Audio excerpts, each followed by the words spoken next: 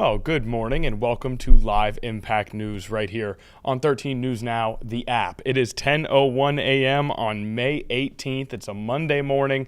We embark on another week here as we inch ever so closer to summertime.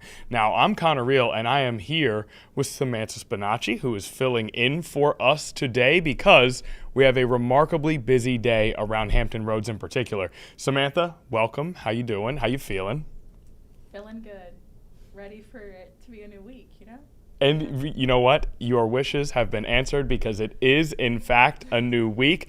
Part of the reason that Samantha is here filling in is because today is the beginning of Ebony Parker's trial in Newport News. If you remember back, this is a story we have covered extensively over the course of the incident itself, everything that came in the aftermath in terms of investigation and revelation, and then, of course, a trial that happened even before this one. This case has already been through the judicial system to a certain degree, as there was a civil trial not long ago. Now, today, on Monday, May 18th, begins the criminal trial for Ebony Parker, a former Newport News assistant principal. This is the latest development in that shooting that happened in January of 2023. Parker faces 8 counts of felony child neglect in connection with the shooting of first grade teacher Abby Zwerner.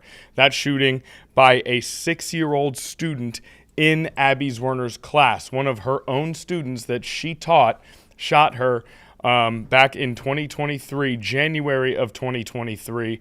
And it has been an event that really has rocked Hampton Roads over the course of the last 3 years and has made major headlines nationally, and it is obvious why. Now, we have Madison Schlegel out live in Newport News. She's at the courthouse as we speak. She has already had, I'm sure, a very busy morning, but she takes a little bit of time to join us here today to speak about the onset of this trial. Madison, first of all, good morning. Thank you for joining us here.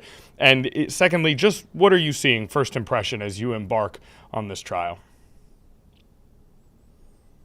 Yeah, Connor, as you've said, it's been a busy morning already. We learned that the judge in this case is going to be Judge Rebecca M. Robinson, and this case is going to be held here in the Circuit Court, Courtroom 3. Now, the trial was supposed to start with jury selection here at 9:30, but the judge actually had another case that she was hearing quickly before they got started with the Parker case this morning. So that case that the judge was hearing before this case just wrapped up, and moments ago I just walked out of the courtroom here where the attorneys for the case in the Parker case were introducing themselves and made themselves known for the record. So right now we've got a little bit of that information. We learned that for the prosecution will be Joshua Jenkins serving as a special prosecutor from Hampton Commonwealth's attorney. We have been previously told by the Newport News Commonwealth's attorney that the Hampton Commonwealth's attorney will be handling this case instead of them. Now, as you remember, those original charges, those 8 charges against Ebony Parker were brought on by the Newport News Commonwealth's attorneys, but again, those charges have since been handed off to Hampton. Now, in the case of Ebony Parker handling her defense today, we've got Curtis Rogers. He will be here in the courtroom on behalf of Ebony Parker. And again, right now, what that judge is hearing inside of the courtroom right before jury selection starts right now are a couple motions too. She opened the floor to see if any of the attorneys had anything they wanted to bring up before the jury was even brought into the room. And as I was leaving the courtroom, what we were hearing was from Ebony Parker's defense. They were talking about a motion surrounding video evidence from a former attorney in the case. Now, back in the civil trial that Abby Zwerner filed representing Ebony Parker was Sandra Douglas as an attorney there. Now, in conversation with Douglas, the attorney representing Parker today says that there was some video that was uncovered from their office that he hadn't yet seen before. So he was talking to the judge about specifics of that video and whether or not they would be able to use that in the court today, or should I say across the timeline of this case. Now, when it comes to what's happening right now, Connor, Again, we're hearing those motions right now, but the judge did tell us that the jury was going to be seated in two different seats, seat A and seat B, panel A and panel B, pardon me. So panel A will be welcomed in first. As I was walking out of the courtroom, the judge told us that the jurors were seeing the rest of whatever videos or information that they needed to know before they could even sit down for jury selection. So as you said, it's been a busy morning, and even though the case got started a little bit later than maybe anticipated this morning, things are definitely underway here in Newport News. Well, thank you so much, Madison. And you know, you mentioned a litany of things that kind of speak to the level of intrigue and depth that goes along with this case. Already we have so many details that sort of require a little bit of extra attention just because they're so unique in their nature. I think what jumps out to me from a human perspective is there's so much expectation and anticipation of this case, years worth even. There's been other judicial proceedings. It's been extremely public in its nature. And then the day comes and well, it starts a little late because the judge has other things on their schedule. It's always interesting how human nature seems to work itself into even sort of the biggest of stories and the most attention-grabbing days. Now, I do want to ask, in terms of jury selection, anything in particular that you would keep your eye on as far as how that jury comes together? Yeah, Connor, we've been previewing this case since last week, and we were actually able to sit down with 13 News Now legal analyst Ed Booth, and he was saying that jury selection for this case is going to be an interesting one to watch for those reasons that, Connor, you just mentioned. So the notoriety that this case has already seen over the last 3 years. Not only was this a shocking case right here in Newport News and Hampton Roads, but frankly, across the country, this shooting truly made its impact on people and gun violence advocates across the country as well. So right now, what Ed Booth says is going to be an interesting thing to look out for is the level of knowledge that these jurors have about the case so far, and whether or not on the stand they're able to say under oath that they can wash away those preconceived notions that they have to hear this case to be fair and balanced. Again, Ed Booth said at the end of the day, our legal analyst for 13 News Now, Ed Booth, says that at the end of the day, what they're focused on most is having a fair and balanced jury. But like you said, Connor, given the waves that this case has made, not just here, but across the country, it's going to be interesting to see the level of knowledge that those jurors walk in the room with this morning. Yeah, and it's the two factors that you mentioned. It really is. One, it'd be difficult to find anyone who doesn't at least have a vague recollection of this case. And then number two, beneath sort of that those 8 charges that everyone is trying to sort of figure out, you then have all those layers of sort of more big picture things when it comes to education, safety within public schools, when it comes to gun control. There's all these issues that have kind of come together in one courtroom, which speaks to the difficulty that you've mentioned. Last question, because I know you got to get out of here. Anything you're seeing around the area? Are there any sort of crowds, family members, extra activity around the courtroom because it is such a unique and high-profile trial? Yeah, Connor, granted, this case started a little later today than maybe some people expected, but to be honest, the amount of people in the courtroom wasn't as many as maybe we expected to see. It was a handful of us media and maybe 4 or 5 other people, and then as the judge was hearing the case before the Parker trial, we did see Ebony Parker and at least with one other person with her come into the courtroom and sit down and wait for her name to be called this morning. But again, the turnout here this morning has been quieter, but again, this is just day one. This is just jury selection. So this is just the tip of the iceberg that we're going to be seeing all this week. Okay, wonderful. And all this week, we will be hearing from Madison Schlegel as she will be covering this case for the duration. We appreciate a little bit of time this morning, and we look forward to talking to you again soon, Madison.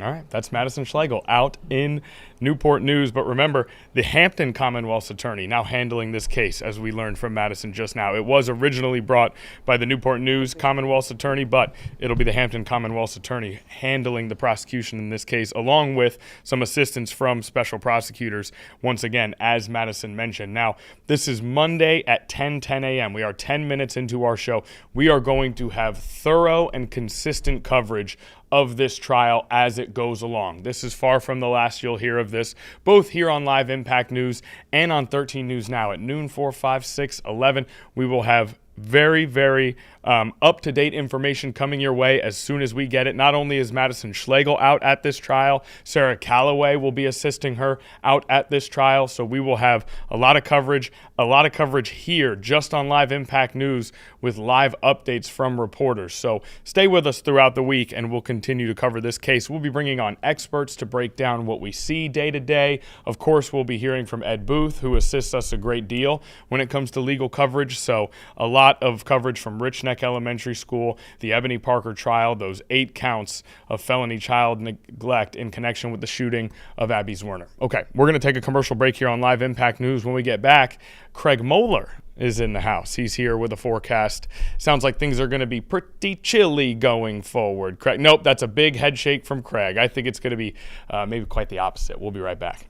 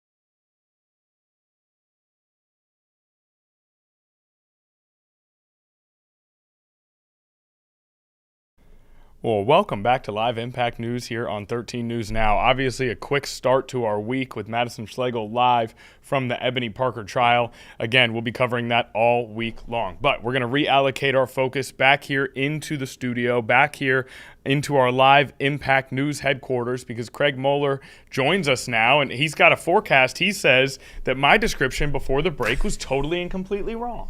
Just wondered where you were talking about. You go Chile. I was like, see, in Australia, what's going on here? Here in Hampton Roads, we have hot weather. Yesterday, 87. Today, we're into the low 90s, and we have more heat coming up Tuesday and Wednesday. So we'll take a quick look at the forecast for today. What you need to know, that UV index, it is very high. It's a 9 today. That means about 20 minutes, and you start to burn. Toms Creek Window Company Skyview over Town Point Park looking great. Thinking about Sale 250 coming up. Oh, man, be here before you know. We're, what, a month out? Yep. Yeah, just about a month from today, actually. And hopefully it won't be quite this hot, because temperatures through the afternoon up. You can see the 24-hour temperature change. We're up about 5, 6, 7 degrees warmer. Right now, low 80s. Now, our normal high is 78. So here we are at 10:15 in the morning, and we're already above the normal high temperatures. As we go through the afternoon, I mentioned low 90s. Tomorrow, low 90s, mid 90s on Wednesday. Serious heat, folks. Front comes through Thursday. That's going to drop our temperatures closer to average for Thursday and Friday. But we're also going to see good chances for showers and thunderstorms Thursday afternoon, and then scattered showers Friday, Saturday, Sunday, and into early next week. The pattern really does change. 8 to 14-day temperature outlook calling for more heat into the early part of June. Now, I mentioned, I don't know why this UV index says Saturday. This is for today, although it's been very high since Saturday. UV index at 9 today, 20 minutes to a burn. As you look at the satellite and radar images, we're all clear. This was the other thing I wanted to mention. And you guys know on the weather desk, I always look at the weather, not only here in Hampton Roads, but across the country. And you see some of the storms that were flaring up in the central U.S. Okay, I'll go ahead and just use my pointer here to show you some of these storms. Right now, rolling into western Illinois. This is not what the Storm Prediction Center is issuing the outlook on. These are kind of leftovers from the storm system that rolled through yesterday. Samantha, we talked on the weather desk about tornadoes spotted on video up in Nebraska and South Dakota. I mean, there was a lot of storm damage. That's from that cluster of storms. Guess what? There is another round that is coming, and I'll go ahead and stop it and put our surface features on here. Let me bring it to now. Here's what's going on right now. You can see there's this next frontal boundary out here to the west. This is what's got me really concerned right here. ABC, their own Ginger Z, their chief, is going to be going out to eastern Kansas. I heard her talking about it on Good Morning America this morning in advance of the likelihood of tornadic development. So, you know what? Before we jump back in here, I thought we were going straight to the outlook. I want to show you this outlook for this region. And again, we're talking about the central U.S. today, areas into Kansas and Missouri, Iowa. This area I'm really concerned with in particular. We talk about 5 levels of severe weather threat, okay? 5 levels. First level, marginal. Maybe you see an isolated storm or two that's severe. Second level, slight. That's when you get scattered severe storms. When we have a slight risk here in Hampton Roads, typically the National Weather Service and specifically the Storm Prediction Center will put up thunderstorm watches or tornado watches, depending on what the setup is. That's for that level 2. You get into this third tier here, this level 3 that you see, that includes Kansas City, Missouri, up through central Iowa, Omaha, Nebraska. Areas back down around Wichita, technically under this level 4 threat. Anyway, the area is shaded in orange all the way into north central Oklahoma. Numerous severe storms and then widespread storm activity. And it's not just your run-of-the-mill storms with maybe some damaging wind gusts. In this case, look at the tornado threat here. You see the hashed areas. That means EF2, EF3, or even potentially greater. You can see a few isolated supercells producing these monster tornadoes that are also potential long-track tornadoes. Not the kind that just touch and throw a little bit of damage here or there, but the ones that go down on the ground and almost like drag like a dagger through the surface. You have to worry about these types of storms forming this afternoon. So that is the big threat for today. I was saying in the commercial break, there's I feel a very good chance that 24 hours from now when I'm back here, if we come back tomorrow on Live Impact News, that I'll be talking about storm damage from these tornadoes back in the central part of the country. So if you have loved ones, maybe family, friends, work interests, back there, make sure they're staying weather aware today. It is something that could be a huge, huge issue, and I think it will late afternoon today and into the evening. All right, here locally, sunshine, very simple forecast. We're up in the lower to mid 90s. Enjoy the beautiful weather. If you like the hot weather, you're in luck. I personally I'm thinking 90s. Yeah, we're okay. I'm more of an 80s guy myself. The fluorescent clothing, the leg warmers, the big hair. Duran, Die Hard, that kind of stuff. The whole thing. I'm here for all of it. Prince and the Revolution, the first time around, amazing.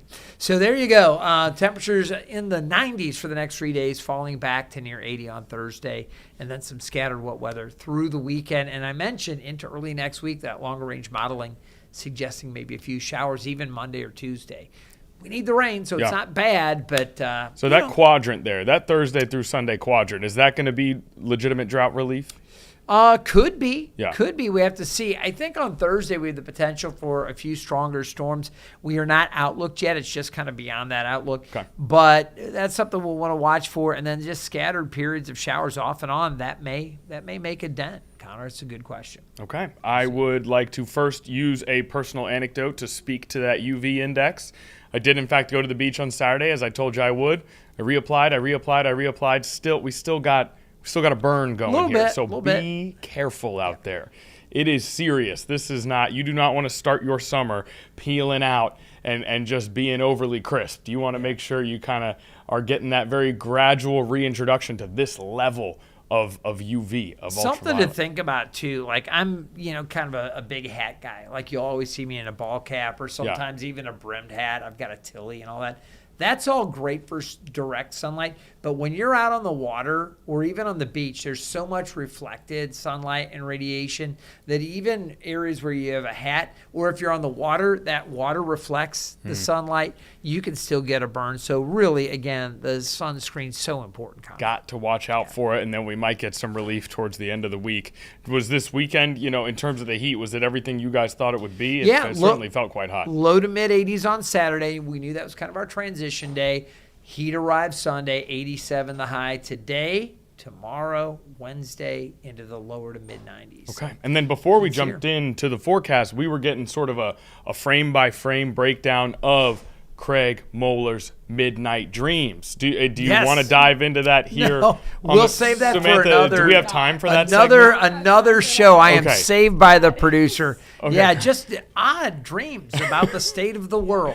That's it's something that, nothing weird. Just like, whoa, what's this telling me about tech taking over? Right. And stuff like Maybe that. we should do some studies about. Maybe we should get a dream expert in. A dream expert to break down how to feel about dreams. Right. And what things you want to talk. Have alarm if you're seeing them in your dream or what they mean. Maybe Absolutely. that's what we do. We should get an expert in on that. I think nothing drives ratings like seeing Craig Moeller psychoanalyzed by a dream catcher. No, we didn't say we're going to psychoanalyze. No, I did. Guys, I did say that. We definitely are psychoanalyzing. Talk about big things that you might see. We'll do big things that you might see, but we will also do that frame by frame breakdown. Okay, we're going to do both of those things. Craig, you're the best. We appreciate you bringing that forecast to us. Obviously, a sharp turn here. We're kind of kidding around, but we do want to make sure thoughts with everyone in that Midwest corridor where they do expect extreme weather. And as Craig said, he will have an update on how that develops throughout the day tomorrow on Live Impact News. As for today, that does it for our weather forecast. Craig, we appreciate you as always. We'll see you on Tuesday. We'll see everybody back in 2 minutes. We're going to take a commercial break. We have one live event in New York City. Other than that, we're kind of keeping our eye on everything here today on Live Impact News.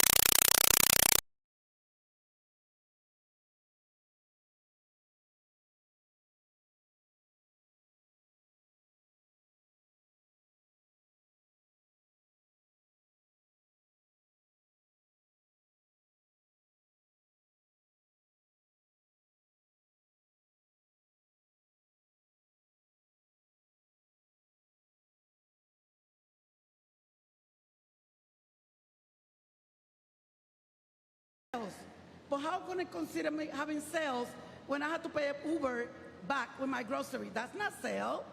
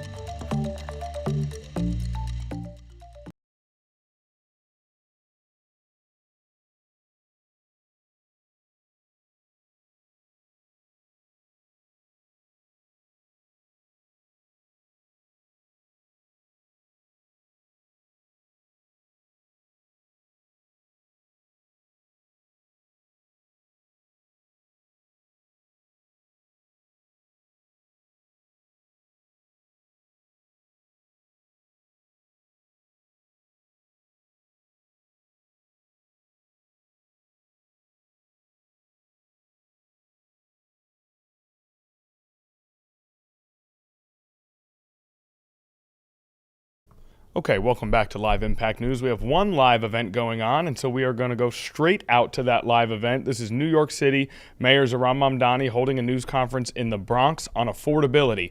It's an issue that has been basically become a national talking point and sort of a national buzzword almost, affordability, a word that many Democratic candidates used in the last election cycle to sort of foundation their platform on. And so now we see in New York City, Mayor Zohran Mamdani giving a press conference on that very topic in the Bronx. Let's take a listen. You see a lot of signs behind him that say NYC groceries. So those high prices on everyday goods affecting more places throughout the country. Let's take a listen.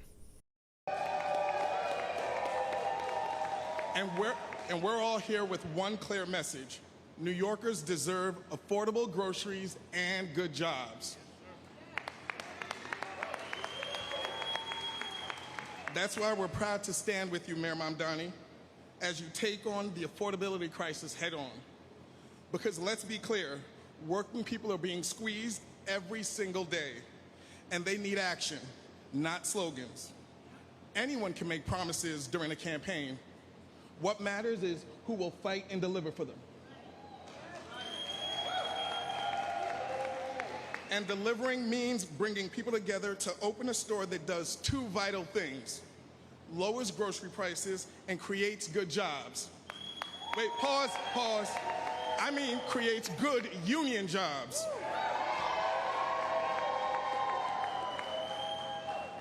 You can't solve the affordability crisis by cutting prices alone. Real affordability means food on the table and a paycheck you can live on. It means dignity, it means security, it means union jobs. So when this store opens in the Bronx next year, it won't just open its doors. It'll prove that New York can deliver affordable food, respect for workers, and results for working families. Thank you, Mr. Mayor, for leading the charge on this. Thank you.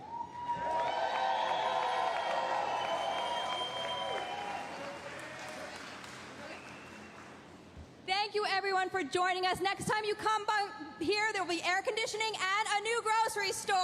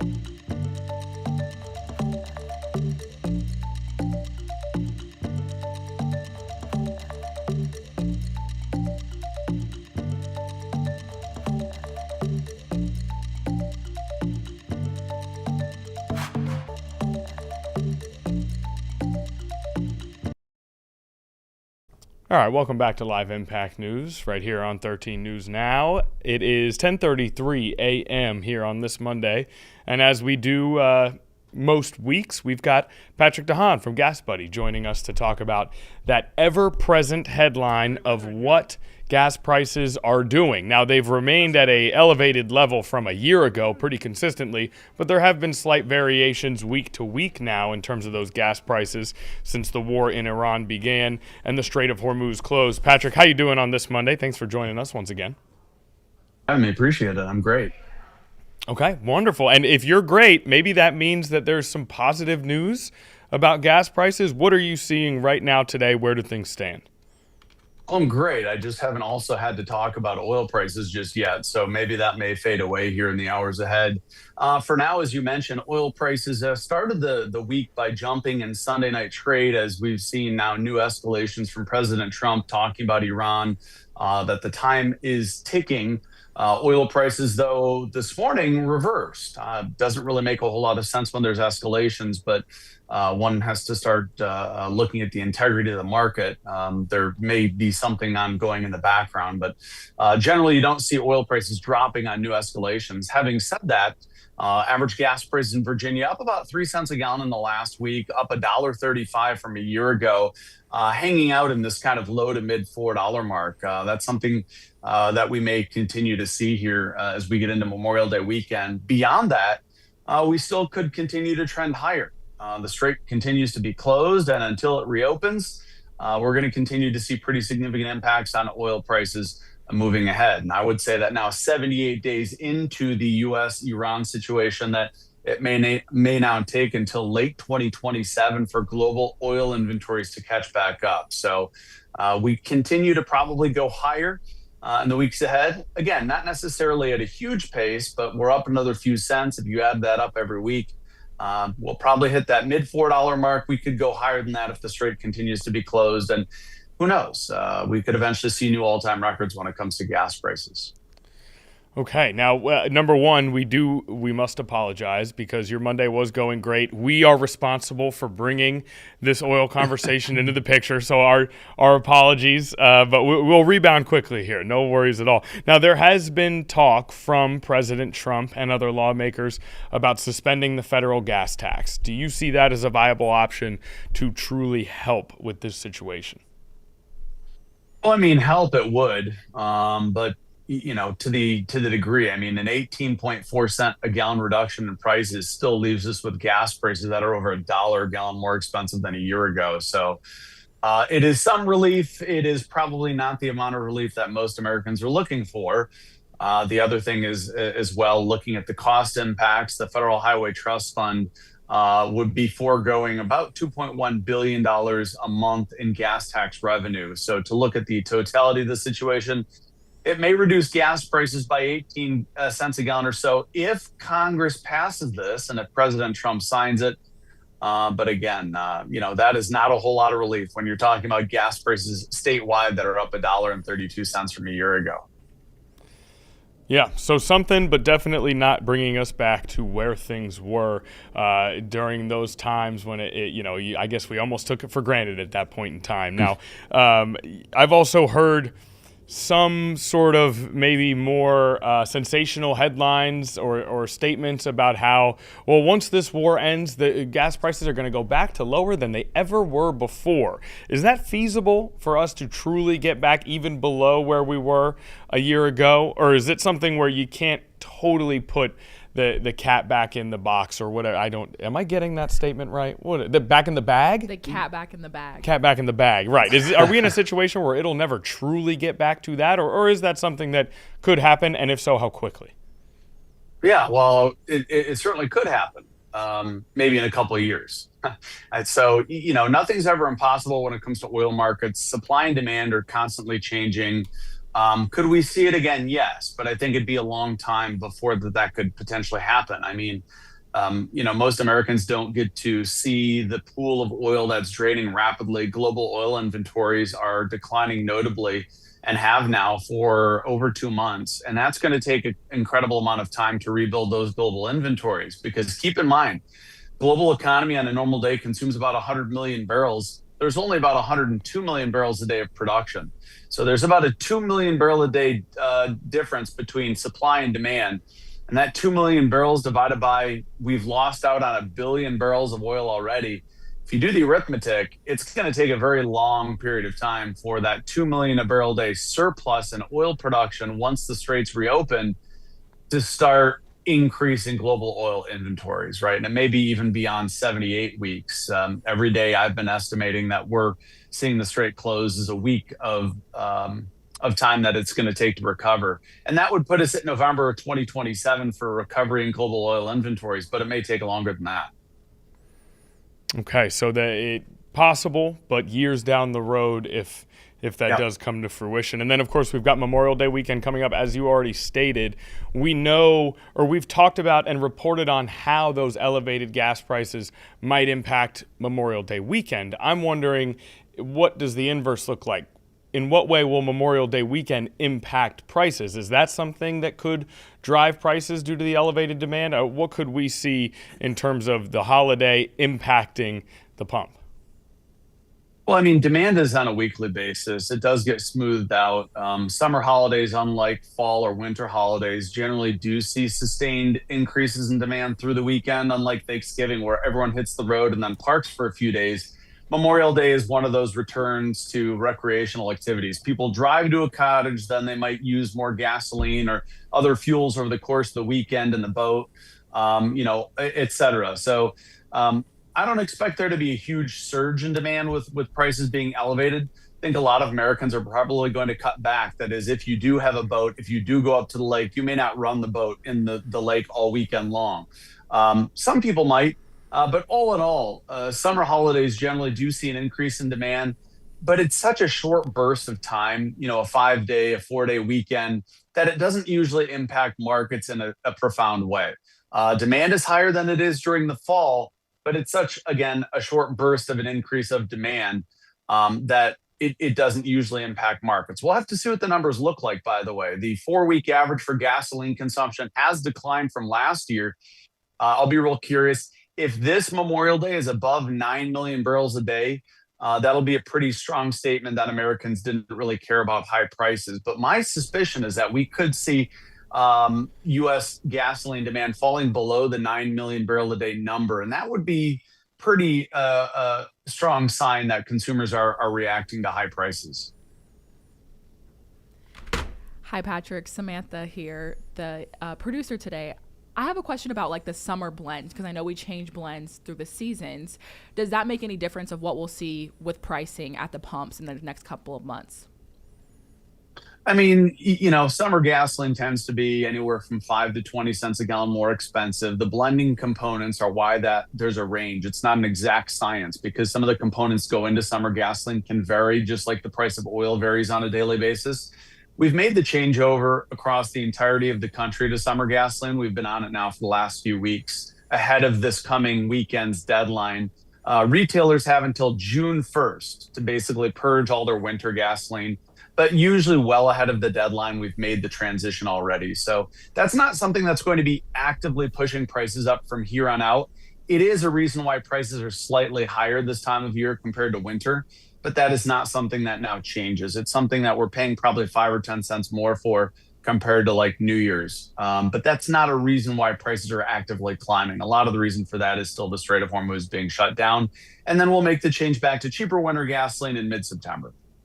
Okay, good to know. And in terms of that summer gas situation, boats out on the water is something that I honestly hadn't put much thought into, and it is a great point. Here in Hampton Roads, we'll certainly be keeping an eye out for maybe if there are just a less noticeable crowd of boats on that Memorial Day weekend. So always adding insight, always bringing new thoughts, new ideas to the table. Patrick DeHaan from Gas Buddy. Anything else you want to add today, Patrick? Go out there and enjoy Memorial Day, and hopefully the high gas prices aren't too much of a hindrance. And as always, I'll be hoping for some relief this week, but we probably won't get that. Yeah, we can hope. When we will keep that hope going for as much as we can here. In the meantime, we will enjoy Memorial Day weekend. You do the same. Patrick DeHaan from Gas Buddy, as always, joining us here this week to talk about those elevated prices and where they may go. So, Patrick, we appreciate you, and I'm sure we'll see you again soon. Thank you. Appreciate it. All right, as for us here on Live Impact News, we have multiple live events going right now. That Zohran Mamdani event simply moved locations. Now it is the mayor sort of with center stage all to his own. No crowd behind him, no other speakers. He appears to be taking questions from the assembled press. And then Luigi Mangione in court today, and he is going to be looking for some big news that could seriously impact his trial. We actually have some updates coming in on that news already. So what we're going to do is we're going to take a commercial break. When we get back, we'll head out to Luigi Mangione's trial. Then we'll check in on Zohran Mamdani, and then we'll go from there. Stay with us.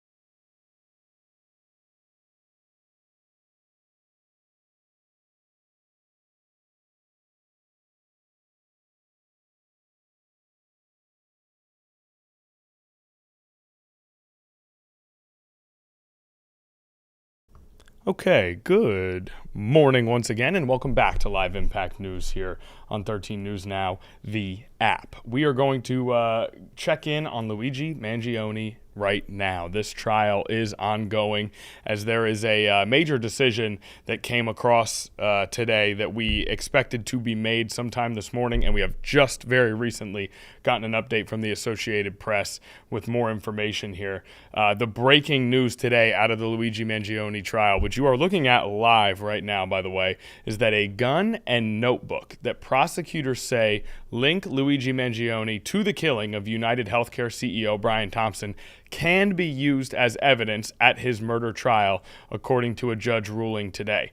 This rejects a defense argument that they were seized illegally before a search warrant was obtained. So again, two critical pieces of evidence, a gun and a notebook. Those two pieces of evidence are alleged by prosecutors to link Luigi Mangione to the killing of United Healthcare CEO Brian Thompson. The question was whether or not those pieces of evidence could be used in this trial. The defense's argument is that they were seized illegally and that there was no search warrant obtained before that seizure happened. Well, a judge has ruled again that that gun and that notebook are in fact admissible in this trial. So they will be entered as evidence. And it sounds like if the prosecution is correct in their assertions that they will be critical pieces of evidence in the Luigi Mangione case. Now, this is Judge Gregory Caro, and this decision comes 5 months after he held a hearing to examine how police came upon the items. Now, this, again, a big win for prosecutors, as we've said. This will enable them to show the jury a possible murder weapon and evidence that they say points to a motive. Remember, a gun and a notebook, a possible murder weapon, and evidence that they say points to a motive. This similar to an earlier ruling that we saw in this federal case in which the judge allowed evidence obtained during a subsequent inventory of his backpack at the police station, but the evidence found during an initial search of Mangione's backpack during his arrest at a McDonald's restaurant must be suppressed, including a gun, ammunition, magazine, cell phone, passport, wallet, and computer chip. So, a judge has found that the search of the backpack at McDonald's was an improper search. So that means gun, ammunition, magazine, cell phone, passport, wallet, and computer chip not admissible in court. However, there was another search of the backpack at the police station in which there is evidence that was found that can be used. And this includes a gun and a notebook. So another update. Now this trial is set to begin on September 8th. Jury selection for the federal trial is scheduled to start on October 13th. So we have a state murder trial beginning on September 8th, jury selection for a federal trial, which also includes stalking charges, scheduled for October 13th, opening statements and testimony November 4th. So we have a state trial here and we have a federal trial. State trial September 8th, federal trial November 4th. State trial is expected to take 4 to 6 weeks. Mangione has pled not guilty in both cases, and he faces the possibility of life in prison if he is convicted in either one. So that is the update from the Luigi Mangione trial, which, again, you are looking at live. Now, what we can do, Samantha, is we can take a listen in. No audio? The audio is very low. We can try. Okay, we'll give it a shot. If it's too low to understand, then we'll come back into the studio.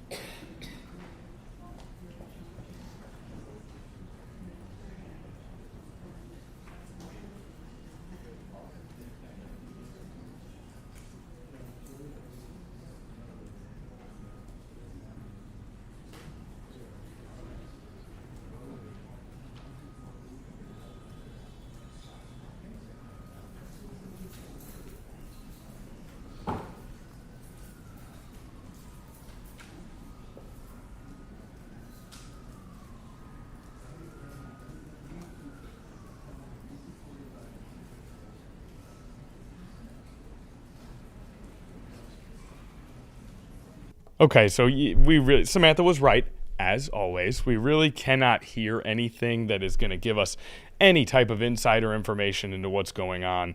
So we will come back out of that trial, but it's one that we'll remember, or not really a trial. It's actually a hearing ahead of the trial. I've said trial a couple times.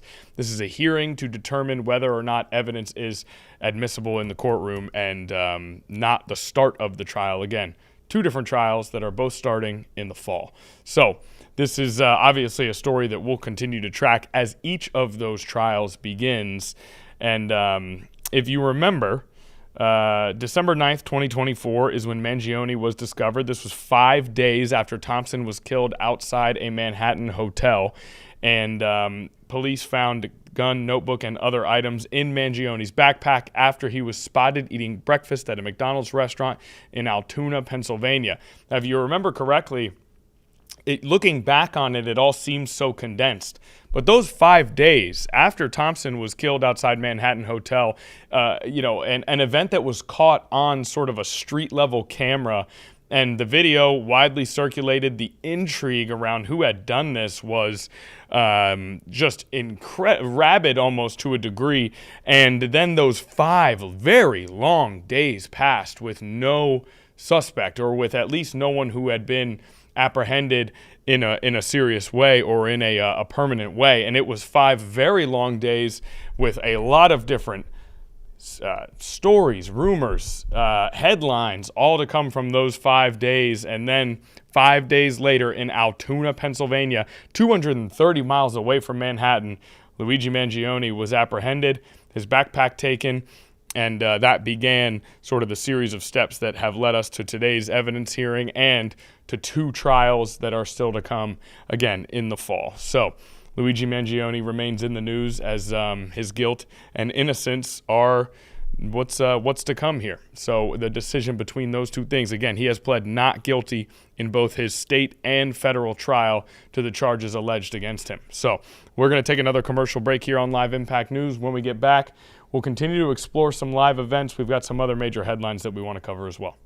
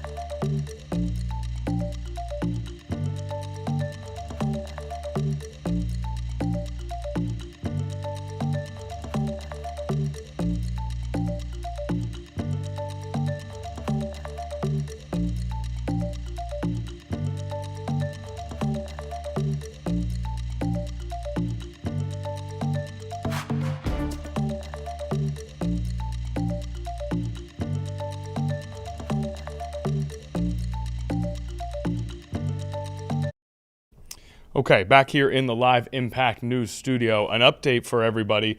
In a matter of minutes here, we are going to go live out to the Ebony Parker trial. It's the trial that we began our coverage with today, that Madison Schlegel is at. Sarah Calloway is there as well. We have a whole team on the ground reporting and recording. We are going to go live out to that trial very shortly here. It really should be just a minute or two. In the meantime, lawmakers are speaking outside of the House Oversight Committee hearing based around Jeffrey Epstein. So we are going to go live out to that sound, I do believe, Samantha. Yes. Okay, let's listen in. How about that timing?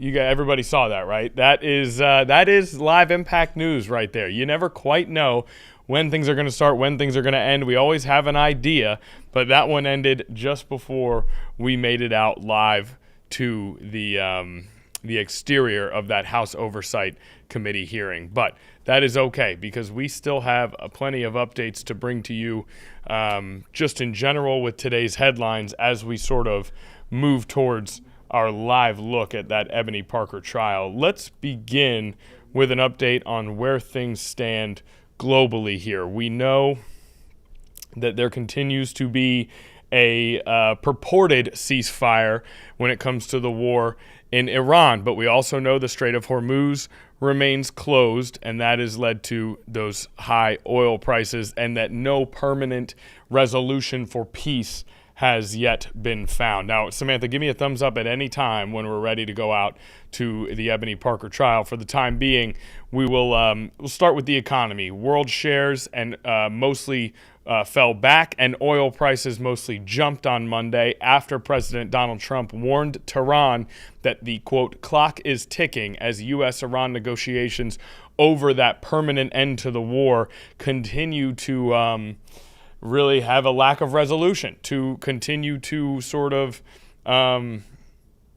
they continue on with both sides still apart on an agreement, right? The United States and Iran have not been able to come to an agreement that would create a lasting peace with the war in Iran.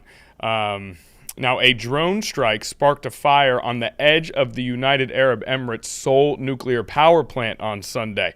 Authorities called it an unprovoked terrorist attack, according to the Associated Press. No one was blamed, but it continues to highlight just how fragile this ceasefire may be, how tenuous of a grasp this ceasefire continues to have. Now, we talked a lot last week. See how the time frames are getting mixed up here. We talked a lot last week about how President Trump made his state visit to China. He met with Xi Jinping, the Chinese president, and how there was talk about the war in Iran, but there was also plenty of talk about trade and economic relations. And China has agreed to ramp up trade for United States agricultural products such as beef and poultry, buying an annualized rate of $17 billion per year for 2026. And at that level for 2027 and 2028, according to a White House announcement on Sunday. Again, just days after that meeting in Beijing. And if we come back here towards the United States with our updates, on Monday, President Donald Trump officially moved to withdraw his $10 billion lawsuit against the IRS, a lawsuit that was brought over the leak of his tax returns after reports that a resolution of the case was close at hand.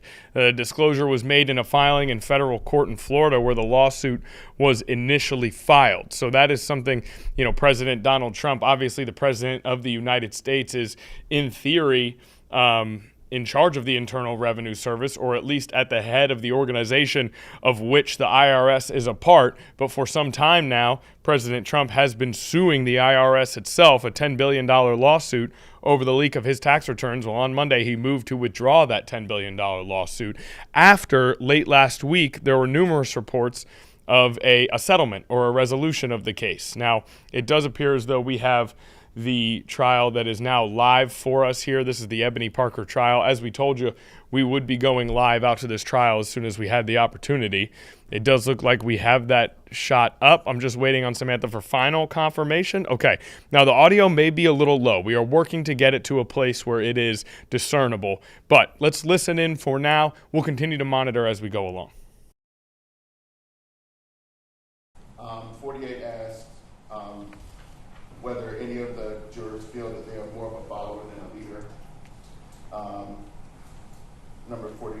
49, is there anyone here that has a hard time standing up to strong personalities? 50, is there anyone here that believes that we must accept that a majority of people must know what is right, even though you may not come to, even though you may have come up with a different conclusion based upon clear evidence? 51 is anyone here, is there anyone here that would go along with what the majority says, even though they strongly believe that the majority of people have reached the wrong conclusion based upon the clear evidence? Your Honor, I believe that goes, to the function of the juror, directly to the function of the juror, whether they're able to favor themselves, whether they're able to go against the majority if they don't agree with them. Your Honor, I think those are the kind of things we need to know in the kind of character traits that we know about our jurors or prospective jurors. Anything further from the panel? Just that those are duplicative of each other. Court is going to allow 48, 49, 50, 51. They're appropriate questions, and they do have nuance to them that is allowed under the law. All right. So that covers the objections under Commonwealth's paragraph 1. Ms. Teague, we now moving to the objections in Commonwealth paragraph number 2. Yes, Your Honor. Questions 10 through 14. And I'll just cut to the chase. The court will allow 10, 11, 12, 13. 14, the court is going to modify. So 14 currently reads, do you or any family member or friends know anyone that works for Newport News Public Schools? And I think it's a little bit confusing. So I want to modify it to read, do you know anyone that works for Newport News Public Schools? So again, we're striking or any family member or friends know, and replacing it with just the word no. But again, they'll be allowed. All right, next 15 through 19. And Mr. Jenkins, if you want to argue something, just let me know. I know sometimes you're in and out. I had no issue with 15, 16, or 17, so they're in. 18, if you want to argue that, Mr. T, but I felt that 18 was duplicative because 16 reads, has anyone here been the victim of a crime involving a juvenile? 17, has anyone here been the victim of a crime involving a firearm? 18 then combines those, has anyone here been the victim of a crime involving a juvenile with a firearm? So they would have had to have been answered in 16 or 17. So, but if I'm willing to hear you out on that. Did you have anything additional?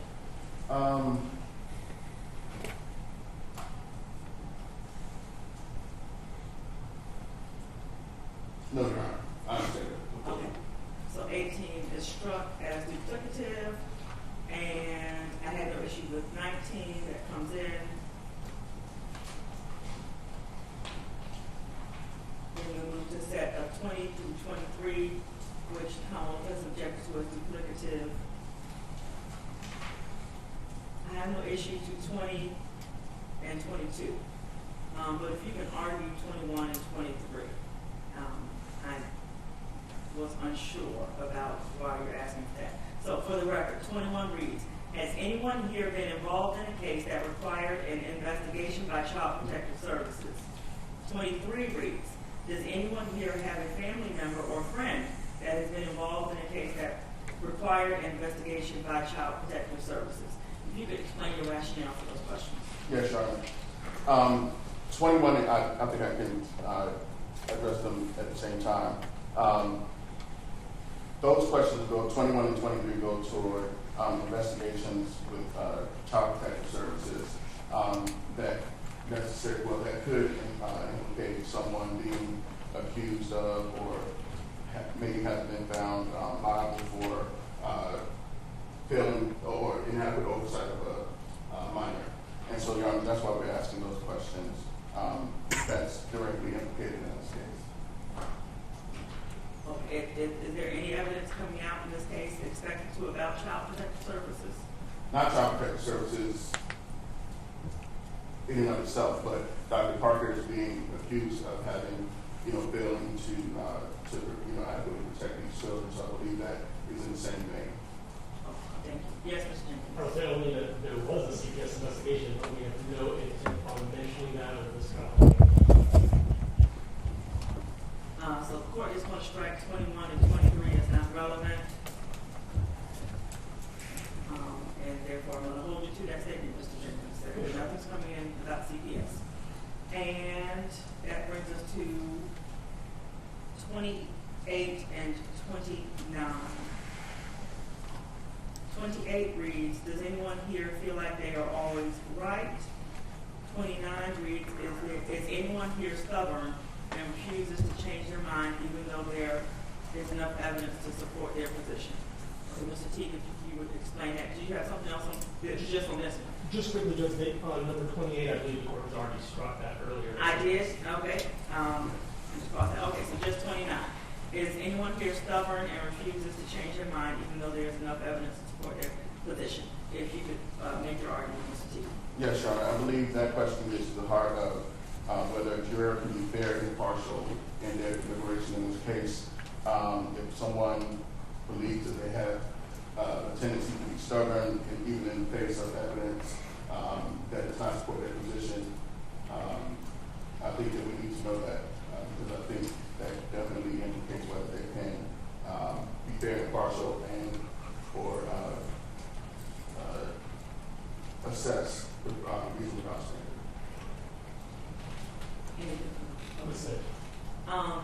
And Mr. Teague, do you have any authority where that's been a permitted question previously? No, Your Honor. Okay. Without authority, the court's going to strike that question as improper. So 29 is out. That puts us at 30 and 31. 30 reads, would any of you convict a person of a crime based on mere suspicion of having committed some crime? 31 reads, would any of you convict a person of a crime even though you have not been convinced that a person committed the crime beyond a reasonable doubt? Now, your position, sir. Yes, sir. I think it goes to the very function of the jury.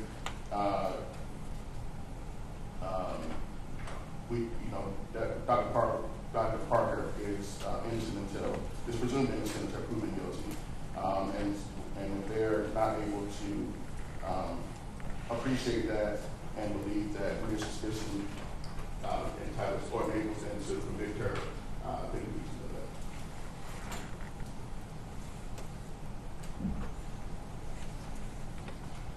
So on 30, the court will allow with the modification. So that language needs to be added at the end, even if you are instructed that suspicion is not enough.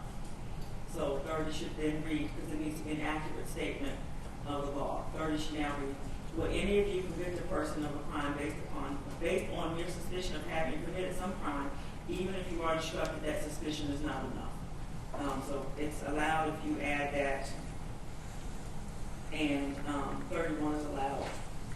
No issue with that. All right, that brings us to 38 through 41 as duplicative.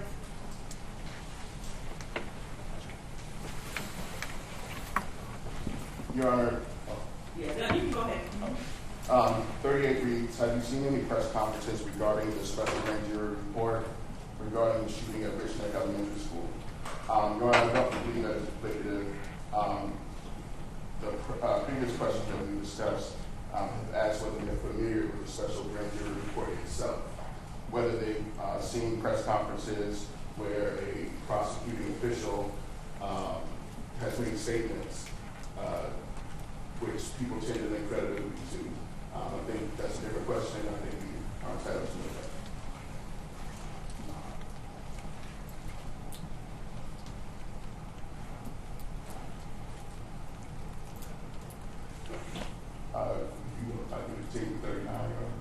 Yes, I think they're all in the same vein. So you just read them and make your argument. They're all the same argument. Yes, sir. All right, 39 is to the press conferences regarding the special grand jury report regarding the shooting at Richneck Elementary School convinced you that Dr. Parker had committed a crime. 48, have you seen or read any media stories regarding the shooting at Richneck Elementary School? 41, did those media stories regarding the shooting at Richneck Elementary School convince you that Dr. Parker had committed a crime? You know, and I think this is the kind of question that is asked of jurors. They're viewing the press coverage regarding a case and whether that, basically whether that's affected their ability to be impartial in this matter. So I believe those are appropriate questions.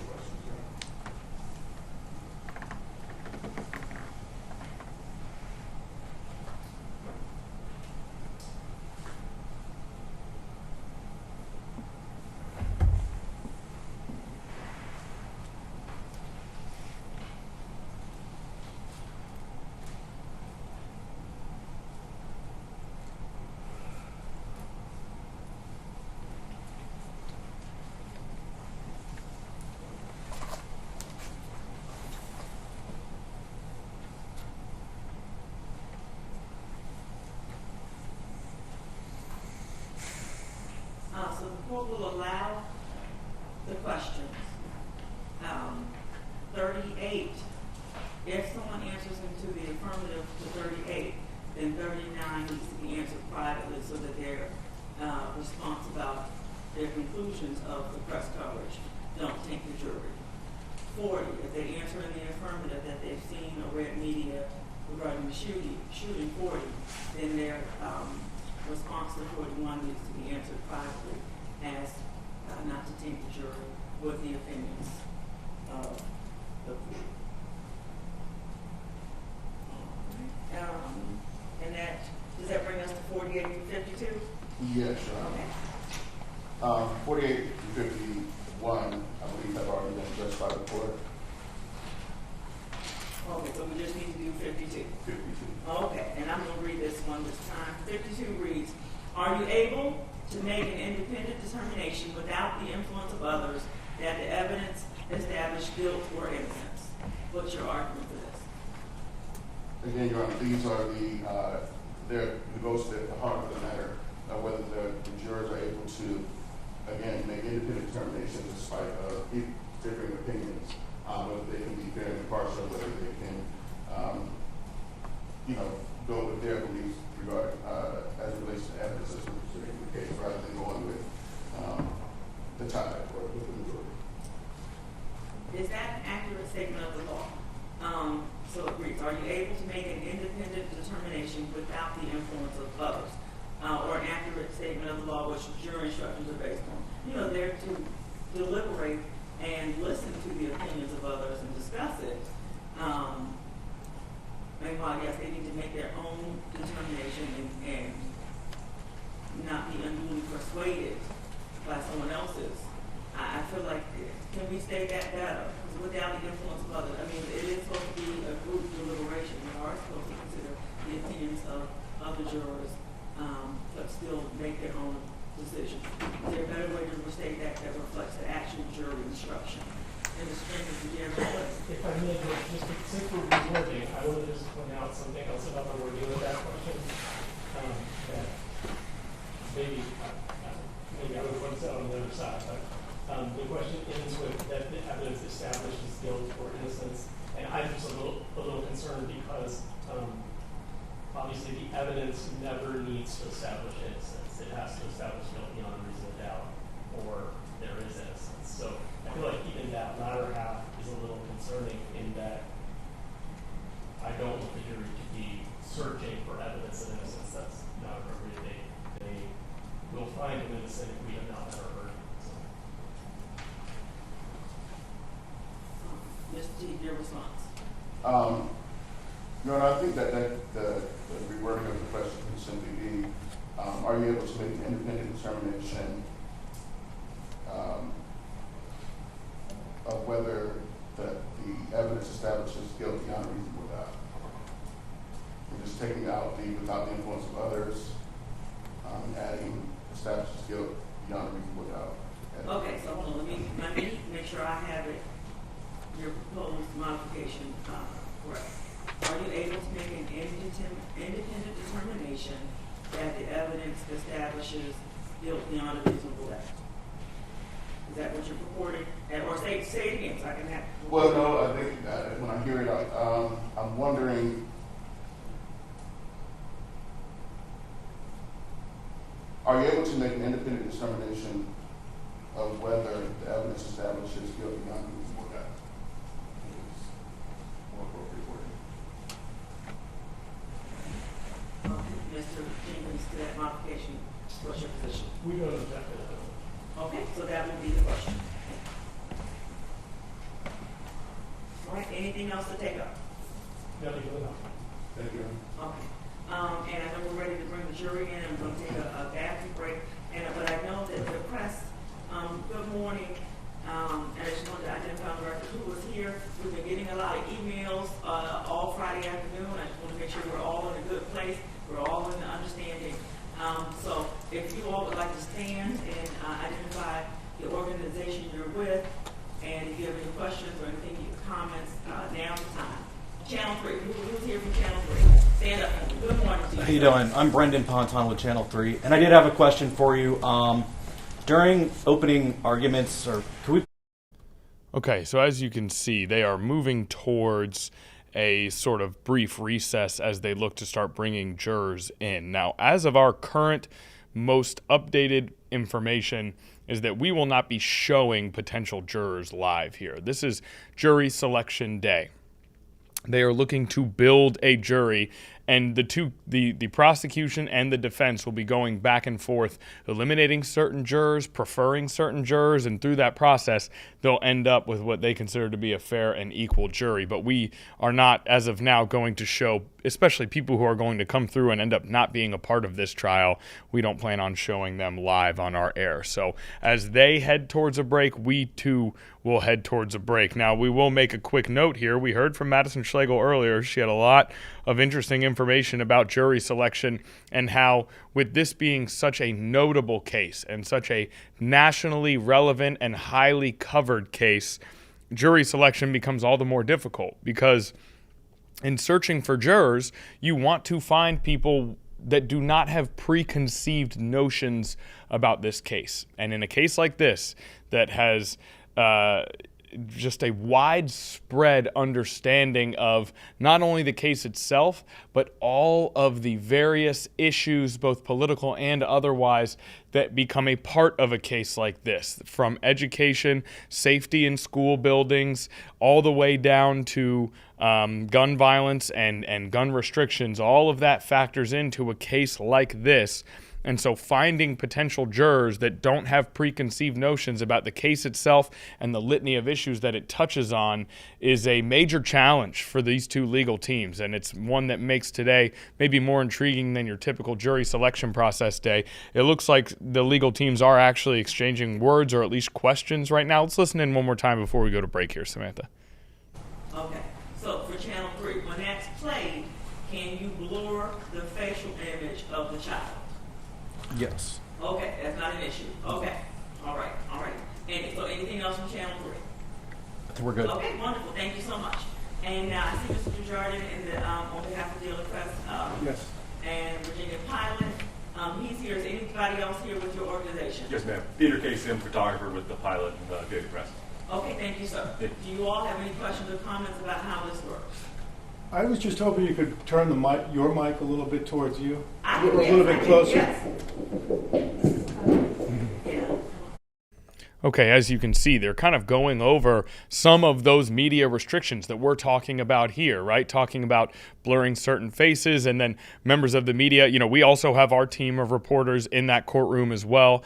And you heard one individual there asking if the judge could turn the microphone a little closer to her, right? These are some of the factors that come along with, again, such a publicly observed trial, and a trial that will have news cameras and news reporters and newspaper reporters in the courtroom the entire time, right? I'm sure that this judge, through all of the cases that she goes over week in and week out, very rarely has a reporter asking her to move the microphone closer to her face. So, these are sort of the intricacies that come with a trial like this, a high-profile trial like this, one that, again, we'll cover as it goes every single step of the way. Okay, we are now going to take a commercial break. When we get back, if for any reason this hasn't gone to recess, we'll continue to check in on this trial. Otherwise, we'll observe some of our other big stories of today.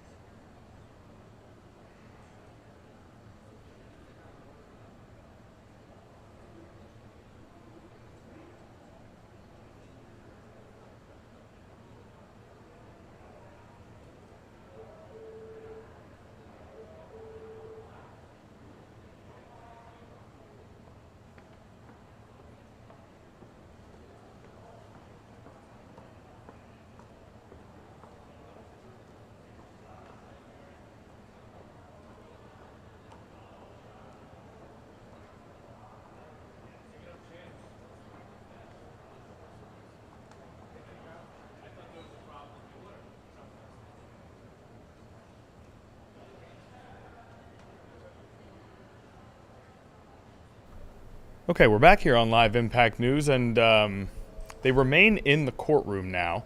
And Samantha, you are looking to go back out to the courtroom, correct? Do we know what proceedings are happening right now? I do not know what proceedings are happening, but it looks like something's being read to Ebony Parker. So we can take a listen and see what documents they're reading to her. Okay, let's listen in. 541-03. The special grand jury charges that in the city of Newport News, Ebony Parker, on or about January 6, 2023, being a person responsible for the care of students under the age of 18 at Richneck Elementary School, feloniously did commit a willful act or omission in the care of such students in a manner so gross, wanton, and culpable as to show a reckless disregard for human life in violation of 18.2-371.1, subsection B of the Code of Virginia as amended. How do you plead? Indictment number CR 24000-541-04. The special grand jury charges that in the city of Newport News, Ebony Parker, on or about January 6, 2023, being a person responsible for the care of students under the age of 18 at Richneck Elementary School, feloniously did commit a willful act or omission in the care of such students in a manner so gross, wanton, and culpable as to show a reckless disregard for human life in violation of 18.2-371.1, subsection B of the Code of Virginia as amended. How do you plead? Indictment number CR 24000-541-05. The special grand jury charges that in the city of Newport News, Ebony Parker, on or about January 6, 2023, being a person responsible for the care of students under the age of 18 at Richneck Elementary School, feloniously did commit a willful act or omission in the care of such students in a manner so gross, wanton, and culpable as to show a reckless disregard for human life in violation of 18.2-371.1, subsection B of the Code of Virginia as amended. How do you plead? Indictment number CR 24000-541-06. The special grand jury charges that in the city of Newport News, Ebony Parker, on or about January 6, 2023, being a person responsible for the care of students under the age of 18 at Richneck Elementary School, feloniously did commit a willful act or omission in the care of such students in a manner so gross, wanton, and culpable as to show a reckless disregard for human life in violation of 18.2-371.1 subsection B of the Code of Virginia as amended. Indictment number CR 24-000-541-07.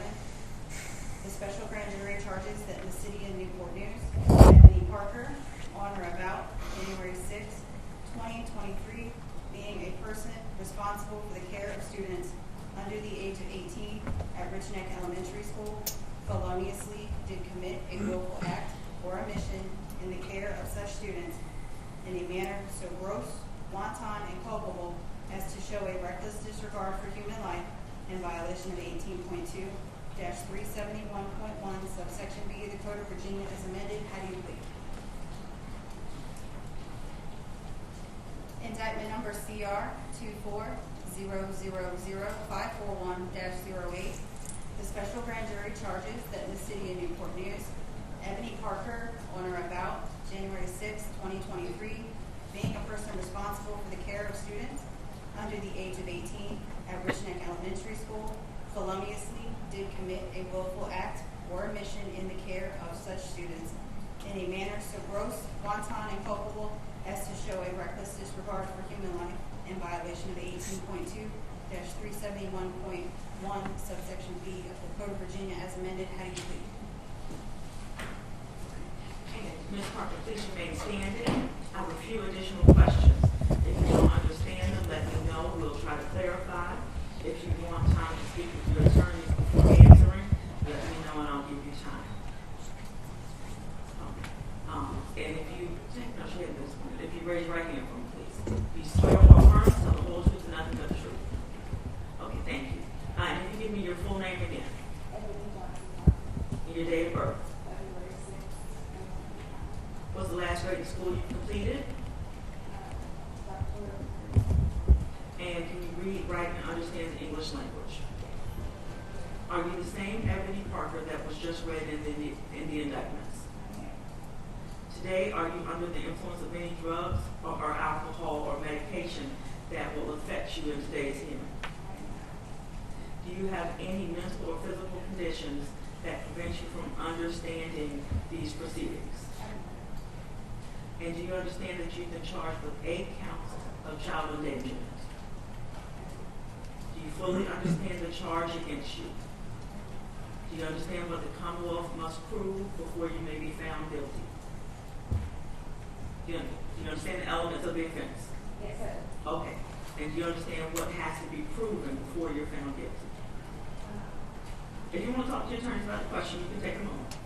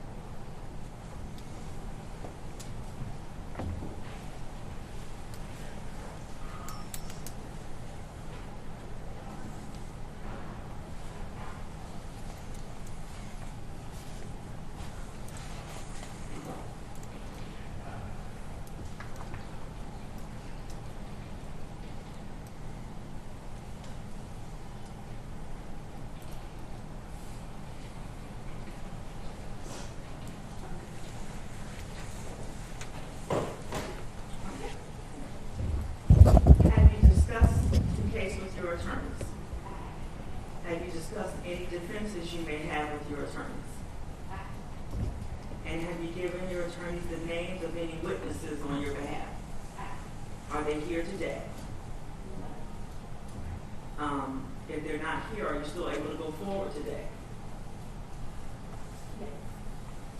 Are you entirely satisfied with the services of your attorneys? Are you entirely satisfied with the services of your attorneys? And are you entering your plea of not guilty freely and voluntarily? Yes. Have you discussed with your lawyer the difference between testifying or not testifying in this trial? And you don't have to tell me what you discussed. I just want to know that you discussed it. Okay. Are you ready for trial today? And do you understand that you have the right to be tried by a judge or a jury? You are choosing to be tried by a jury today. Is that correct? And again, we have 8 charges. Do you consent to having your charges heard together today? Does the Commonwealth consent? We do. Do you understand all the questions that I've asked you? Do you have any questions you would like to ask me? The court finds that your pleas of not guilty have been freely and voluntarily made, and the court accepts them. We will now take a 10-minute recess, and during that time, to our head and most amazing bailiff, Mr. Hopkins over here. If you please bring in the jury. Okay, and we're going to take a 10-minute recess. It's 11:06. We'll convene again at 11:16. Thank you all. Please rise. Okay, if you're watching with us here on Live Impact News, you just heard the judge say it's 11:06.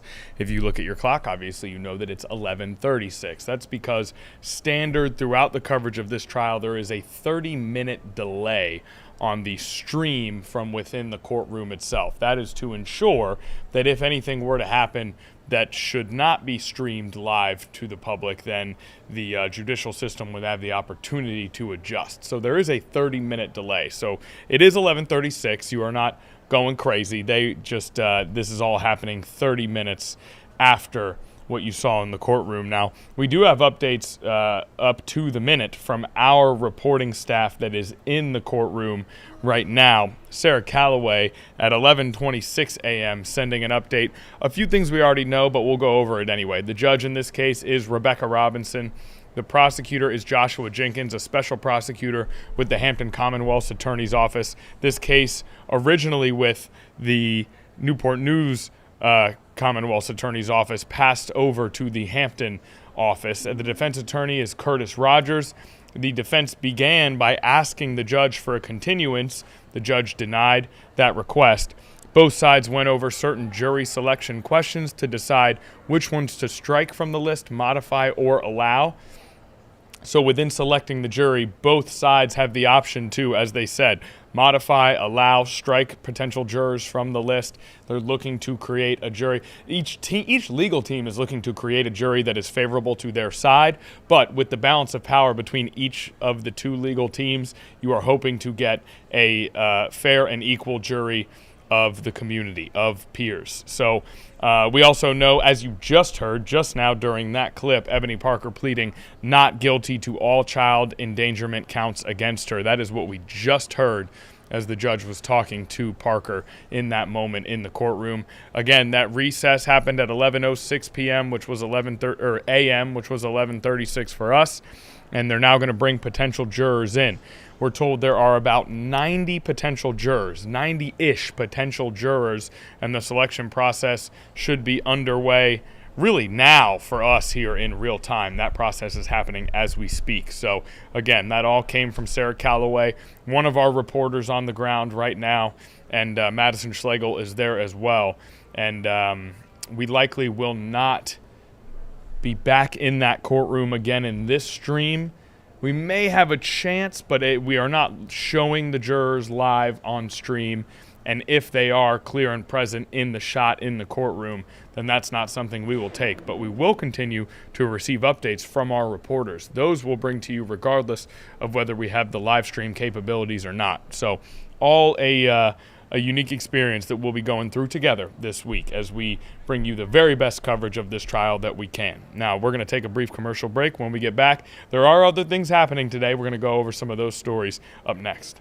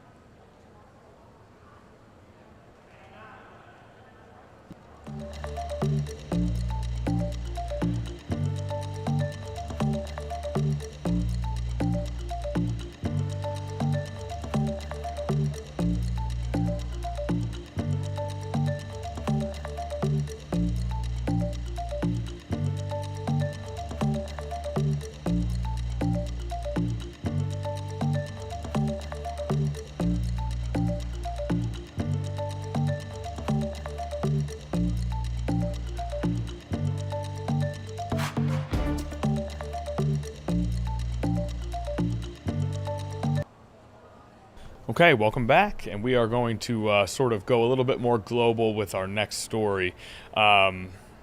Scary and sad news out of the Democratic Republic of Congo, where at least 100 deaths have been reported in an Ebola outbreak. More than 390 cases are suspected, according to the head of the Africa Centers for Disease Control and Prevention, as told to the BBC. The WHO, the World Health Organization, has declared the outbreak an international emergency.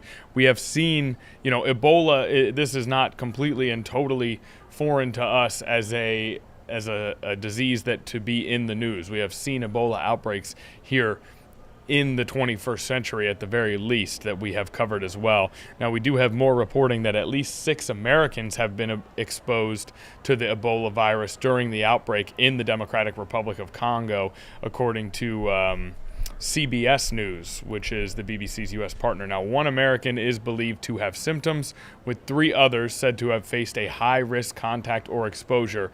Unclear whether any have been infected. The United States Centers for Disease Control and Prevention, or the CDC, as it's more commonly known, said it was supporting the safe withdrawal of a small number of Americans who are directly affected, but did not confirm how many. Now, this current strain of Ebola is the Bundibugyo virus, for which there are no approved drugs or vaccines, and it is a strain that has been more difficult to identify, which may have led to why we are getting such large numbers with our first reports of this Ebola outbreak, right? More than 100 people have died and more than 390 are expected to have been infected. Those are very big numbers for the first reporting of an outbreak, and it may be because that particular strain is more difficult to identify in people who are sick. There are also 2 confirmed cases and 1 death in Uganda, according to the CDC. The U.S. government reportedly looking to arrange transport for that small group of Americans to a safe quarantine location.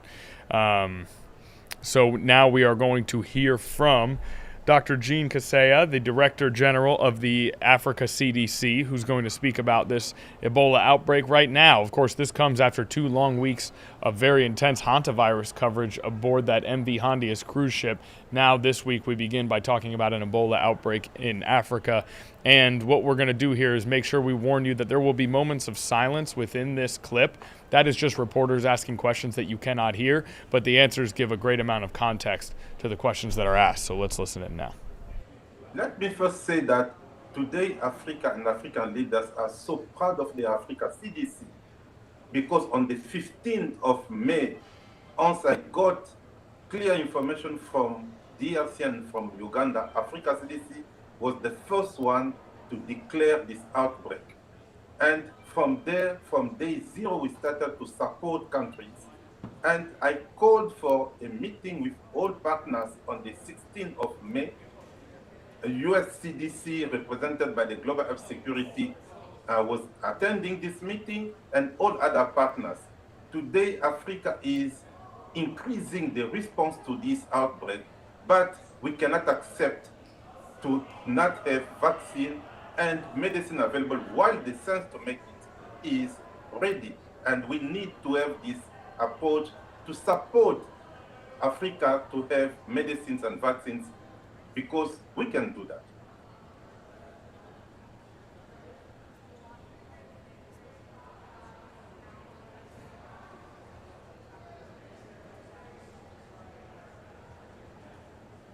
The biggest concern first, as I said, we cannot contain an outbreak without the tools like vaccines and medicine. But the second one, we are now working to increase the communication aspect, communication vis-a-vis our communities, because we know that funerals are also main drivers of the spread of this outbreak. We are also supporting our health workers by providing the protection measures to health workers. But overall, we are increasing, the coordination aspect, knowing that we are in a time of resources that are constrained, and we need to have a strong coordination mechanism. This is why I decided to stop my engagement in Geneva. I'm going back today to Africa to coordinate with ministers this response.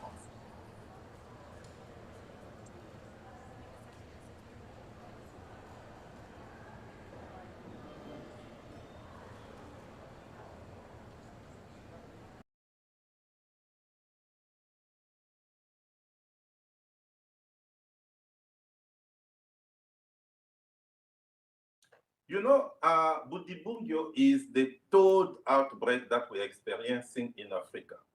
We know very well the Zaire strain, but Budibugyo started in 2007, 2008 in Budibugyo district in Uganda, and we had the second one in Isiro in the northern part of DRC.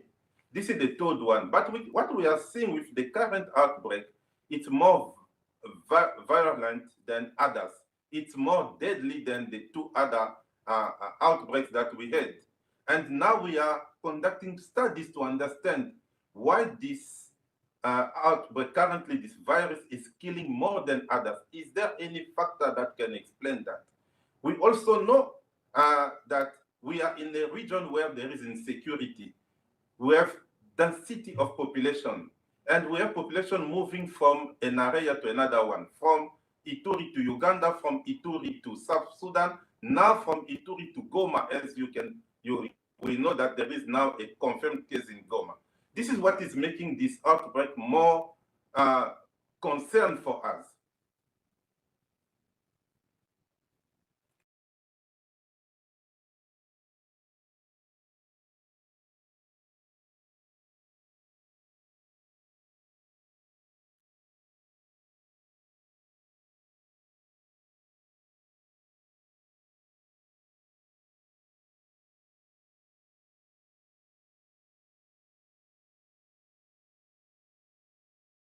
We need to increase the screening capacity.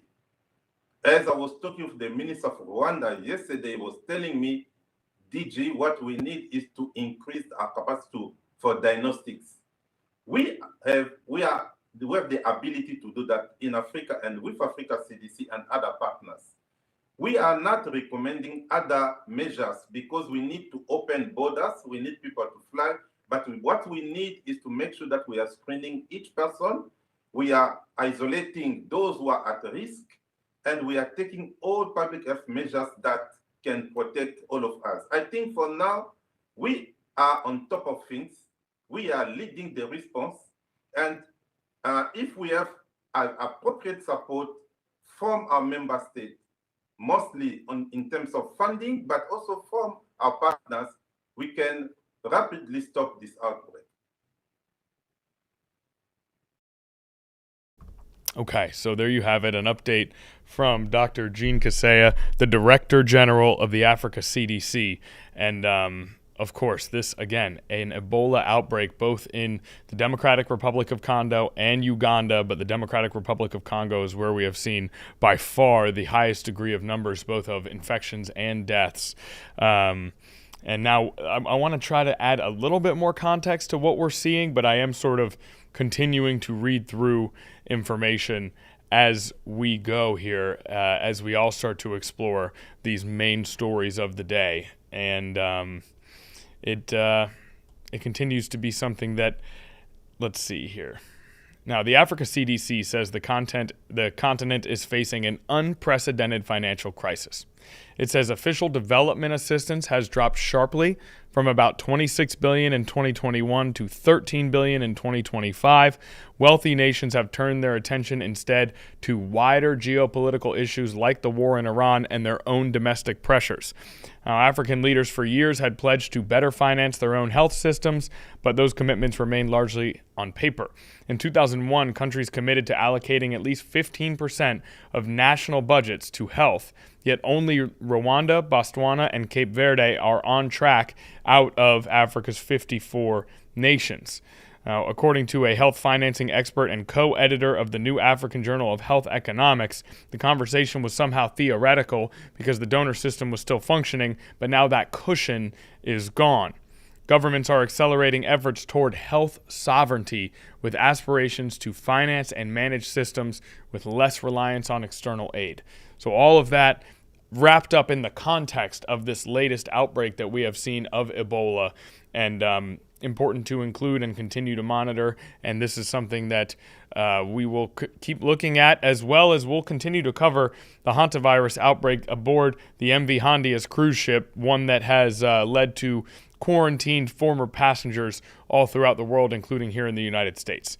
Now, we are going to take one more commercial break here, 11:51, not long left in show. We'll do a commercial break. We'll do an update on the trial we've been following this morning, and then we'll wrap the stream coming up next.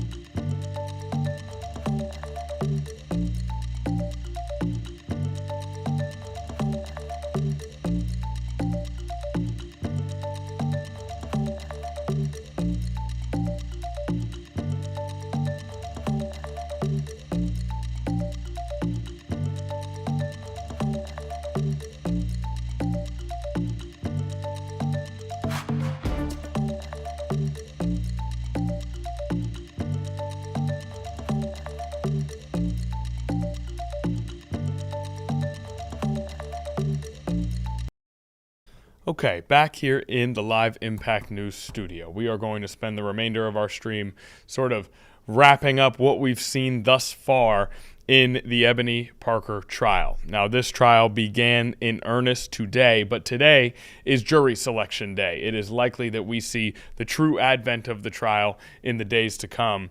And this, again, is the trial for Ebony Parker, former assistant principal at Richneck Elementary School, facing 8 counts of felony child neglect in connection with the shooting of first-grade teacher Abby Zwerner by a 6-year-old student at the school.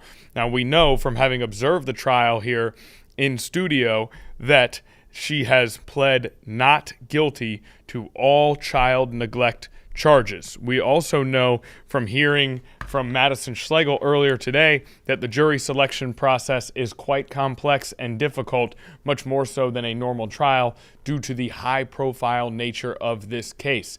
The widespread awareness of the incident is going to make it difficult to find jurors that do not have preconceived notions about this case.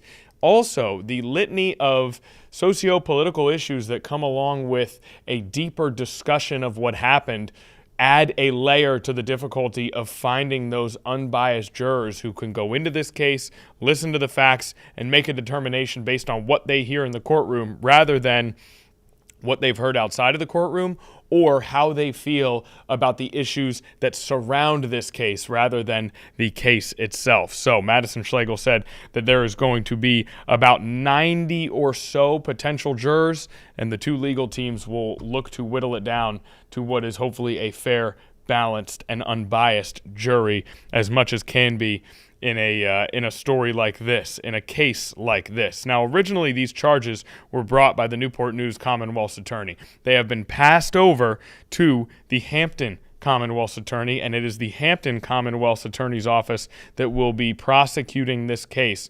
Joshua Jenkins, a special prosecutor with that office, will be the main prosecutor. The defense attorney, Curtis Rogers, that will be Ebony Parker's defense attorney. And a continuance was denied at request of the defense earlier today. So the defense requested that continuance. That was denied by Judge Rebecca Robinson.